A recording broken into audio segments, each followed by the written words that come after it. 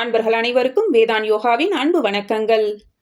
மகா அவதார் கிரியா பாபாஜியின் மலரடி தொட்டு வணங்கி அவரின் வாழ்க்கையில் நிகழ்ந்த சில சுவாரஸ்யமான தகவல்களை பற்றியும் கிரியா யோக பயணத்தை பற்றியும் இந்த ஒரு காணொளியில் பார்க்க இருக்கிறோம். பல நூற்றாண்டுகளுக்கு முன் பனிமூட்டத்தில் மறைந்திருக்கும் இமயமலைகளில் தீர்த்த யாத்திரி ஒருவர் அமர யோகியான மரணம் மற்றும் காலத்தை வென்ற தெய்வீக சாதகரான மகா அவதார் கிரியா பாபாஜியை தேடி கடினமான மலைப்பாதையை ஏறிக்கொண்டிருந்தார். பல மாதங்கள் தேடிய பிறகு ஒரு பாறை தளத்தில் பாபாஜி அவர்கள் தெய்வீக ஒளியாய் பிரகாசித்ததைக் கண்டார். 25 வயது இளைஞராக வெண்மையான முகம், செம்மஞ்சள் நிற நீண்ட முடி, அமைதியான தெய்வீக கண்களுடன் தோன்றினார் பாபாஜி அவர்கள். அவரை சுற்றி சில சீடர்களும் அமர்ந்திருந்தனர்.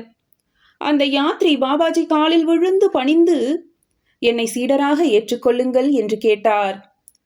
பாபாஜி மௌனமாக இருந்தார். நீங்கள் ஏற்காவிடில் என் உயிரை மாய்த்து கொள்கிறேன் என்றார்.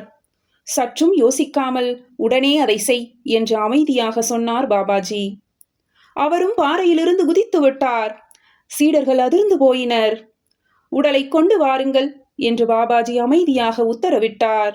அவர்களும் அவ்வாறே உடலை கொண்டு வந்தார்கள். பாபாஜி அவரது தெய்வீக கைகளால் அந்த உடலை தொட்டார். அந்த மாயமான தருணத்தில் அந்த உடல் உயிரோடு எழுந்தது. இனி மரணம் உன்னை நெருங்காது என்று பாபாஜி புன்னகையுடன் உயிர்ப்பித்தவரிடம் சொன்னார். அதன் பிறகு பாபாஜி தன் தெய்வீக சக்தியால் ஒரு பாறையிலிருந்து மறுபாறைக்கு பயணம் செய்து அவரையும் அவரது சீடர்களையும் திடீரென மறையச் செய்தார். நூற்றாண்டுகளாக அவர் இமயமலையில் வாழ்ந்து மனிதகுலத்தின் ஆன்மீக வளர்ச்சியை வழிநடத்தி வருகிறார். காலங்கள் கடந்து அவர் ஆதிசங்கராச்சாரியருக்கும் பின்னர் கபீர்தாசருக்கும் கிரியா யோகத்தை அருளினார். அனைத்து மதங்களையும் நாடுகளையும் தாண்டி மனிதனை தெய்வீக நிலையடையச் செய்வதே மகா அவதார் பாபாஜியின் இலக்காகும். 19ஆம் நூற்றாண்டில் அவர் தன் அன்பு சீடரான லஹரி மகாசயாவை தேர்ந்தெடுத்தார். அப்போது லஹரி ஒரு அரசு கணக்கு பணியாளர். ஒரு நாள் இமயமலைக்குள் நடந்து சென்றபோது ஒரு தூரக் குரல் அவரது பெயரை அழைத்து ஒரு ரம்யமான இடத்திற்கு அழைத்துச் சென்றது.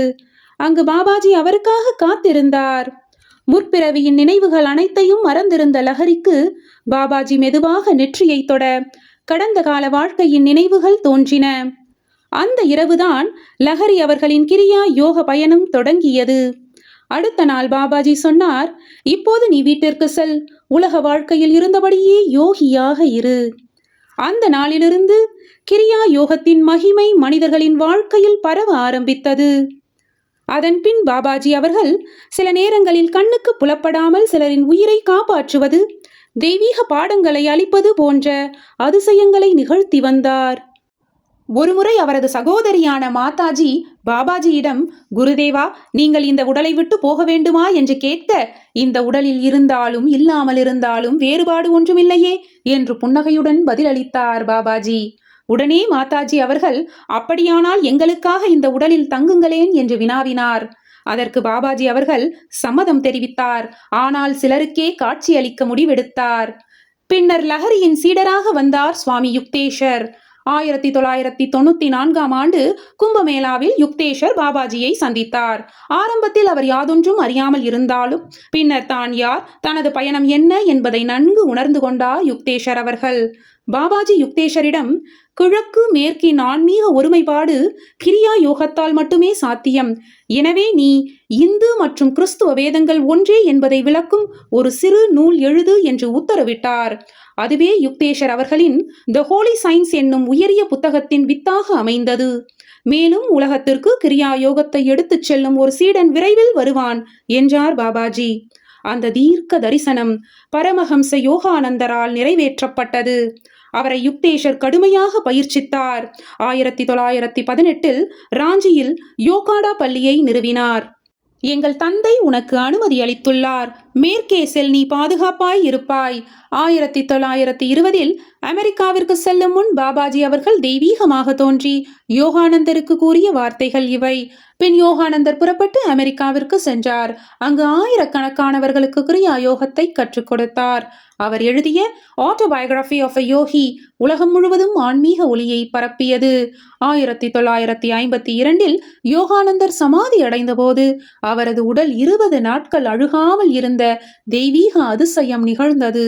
இன்றளவும் பாபாஜியின் கிரியா யோக பணி தொடர்ந்து உலகம் முழுவதும் பரவி வருகிறது. மகா அவதார் கிரியா பாபாஜி மரணத்தை வென்ற ஒரு அமர யோகியாவார். இன்றும் இமயமலையிலிருந்து சுக்குமமாய் மனித குலத்தை வழி நடத்துகிறார். இத்தருணத்தில் பாபாஜி அவர்கள் சொன்ன பொன்மொழியை நினைவு கூர்வோம். இவ்வுலக வாழ்க்கை என்பது ஒரு கனவு போன்றதாகும். இந்த கனவிலிருந்து கிரியா மூலம் மட்டுமே விழித்து எழ முடியும். அதுவே ஆன்ம தரிசனத்தின் ஒரே வழியாகும். நன்றி. வாழ்க வையகம், வாழ்க வையகம், வாழ்க வளமுடன்.